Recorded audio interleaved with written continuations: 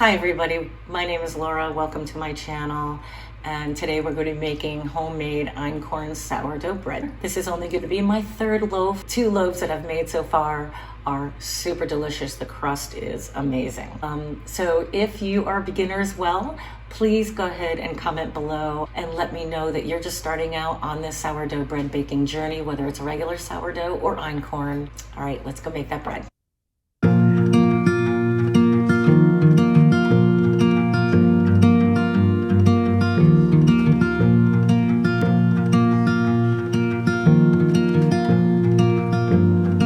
All right, so we're going to turn on our scale and we're going to put our bowl on top.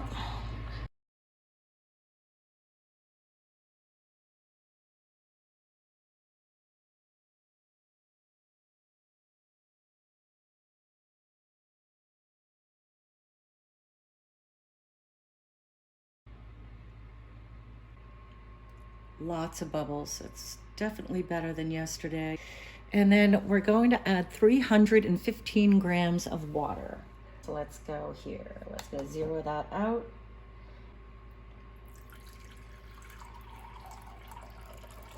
It's 138.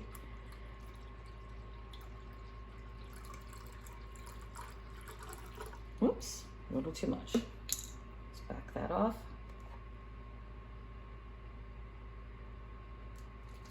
And as you see, I'm using filtered water, actually I should say purified water.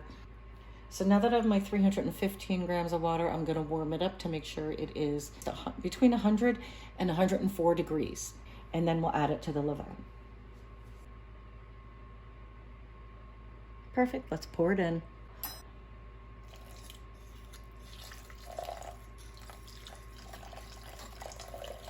Get that all dissolved. Okay, so here's my separate bowl. I'm gonna put that on the scale and zero that out. And we're going to use 600 grams of Einkorn all-purpose flour. I use the Jovial, and we're gonna get to 600 grams.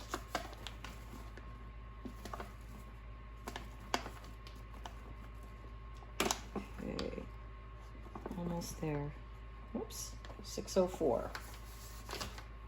Take a little bit of that out. Oh no, the best odds of making this bread work. And now we're gonna add, the last thing is a teaspoon and a half of fine sea salt, and I like to use the Redmond real salt. So we're gonna add the teaspoon and a half of salt to the flour. I don't want the salt going in directly to the levain. Okay, just got to get that mixed in a little bit there. No big deal. Okay, so now that we've done this separately, there's not going to be any problem that your scale is going to go into error mode because it is overweight. All right, so now we're going to stir this in, and I like to use a wooden spoon. I know I used the fork, but that was necessary to get the water and the levain all mixed up. But to me, I always like to use wooden spoons, wooden utensils as much as possible. Okay, it's looking good. Get all that in there.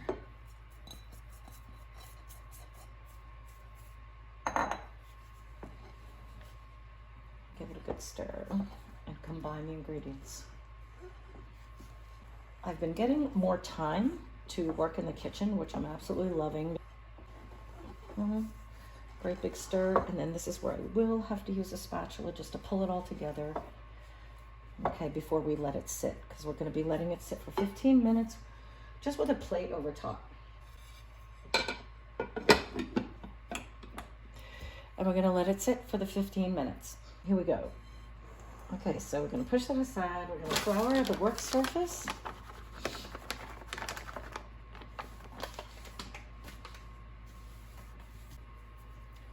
And we're going to turn out the dough onto the surface. So this is all good. All right. First, get your hands fill the flour again. Okay, and you want to flatten it out till it's the shape of a square somewhat. Just pull on it. I like to let the weight of it go. Doesn't have to be anything exact, but I would say I tend to This is my third loaf. But anyway, yeah, each time I do it, it seems like it's about 9 by 9. And I'm happy with that. Yeah? Those are going to fold in each side to the center. Turn it in there.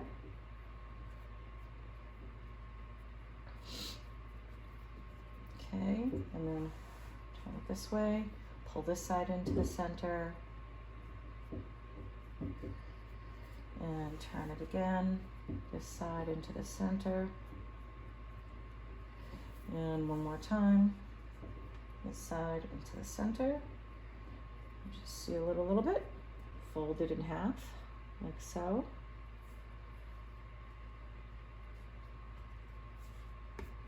There, and that's it. And there. For another 15 minutes. Plate on top. We're going to do this 3 times.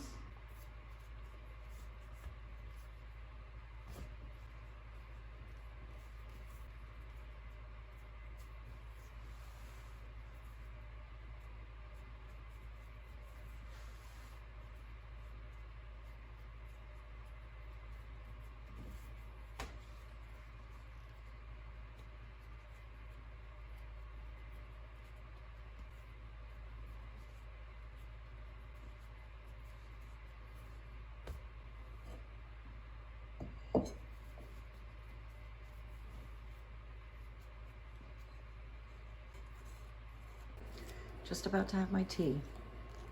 Thought I'd share this little message. So while the dough is doing its thing for the last 15 minutes, I wanted to ask you all if anyone else has had that experience lately of feeling like you have a need to create, because that's how I've been feeling. And I don't know if it's just because I've been home, and I just met somebody recently who is in their late 60s, and she just discovered the joy of refinishing furniture. If you have any stories like that, please go ahead and share below. And if you are enjoying this video, please go ahead and hit the subscribe button and let me know in the comments that you subscribed. And then I want to get back to you and leave you a great big thank you shout out. Just over 4 hours later, and this is what it looks like. Ready to proof in the Benetton basket. All right, so let's turn the dough out. Let's see what this looks like.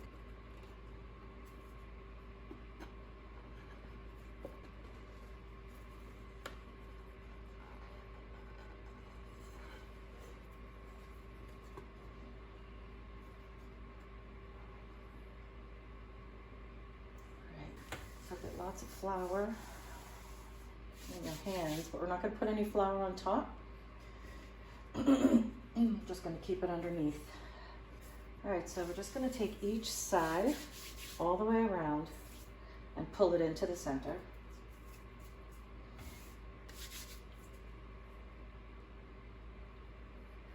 That.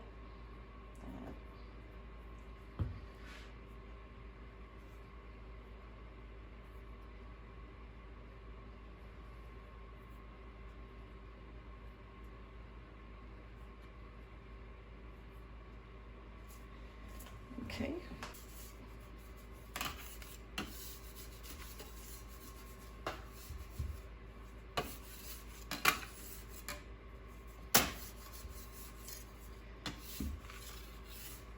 And flip it over.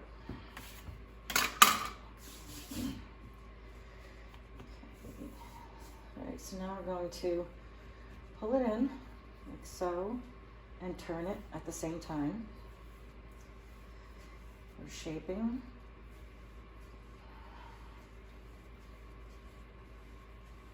With a good tight skin on it.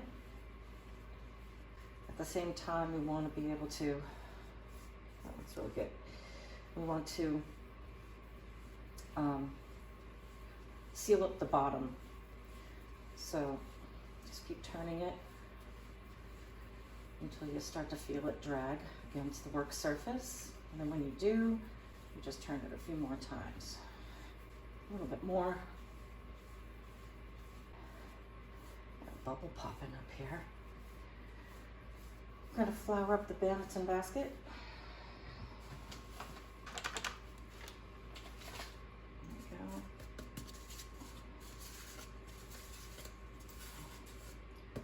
I'm gonna pick it up and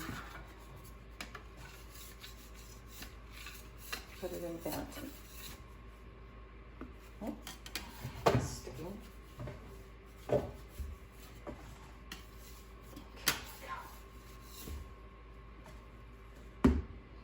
like so. So we're just gonna let it sit here now for an hour and a half. First, seal it with plastic wrap again, nice and tight, and set it aside. And then after the 90 minutes are up, then it's gonna go in the oven. So in a half hour, after just 30 minutes, you're gonna turn your oven on to 500 degrees with the Dutch oven inside, with the lid on the Dutch oven. And let that preheat for a full hour. I found this handy that, to keep the elastic wrap all the way down, since there's flour all over, it's really not sticking. I use the insert that they give with the Banneton baskets just over top, and it acts as a rubber band and its own little dish towel, if you will, to keep it a little dark. And you don't have to have a Banneton basket. You can do this with a dish towel inside of a bowl, a dish towel inside of a colander, and then just seal it up the same way. So I'm just gonna set it over here for the hour and a half and get ready to put it in the oven. All right, it's that time. Let's take a look at our dough. Oh, it looks really good. So now I have to turn it out into the Dutch oven, which has been preheating at 500. And before I forget, I'm going to turn it down to 450 because that's the temperature we're going to bake the bread at. All right, so it's 450 right now. Okay, the Dutch oven is good and hot.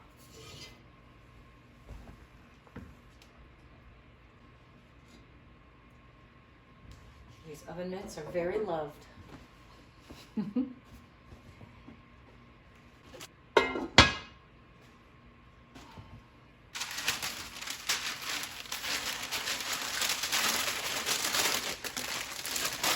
There we go.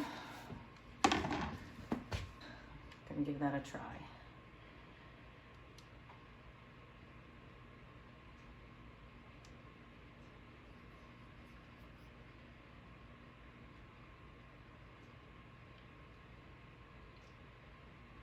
We'll call it a cross.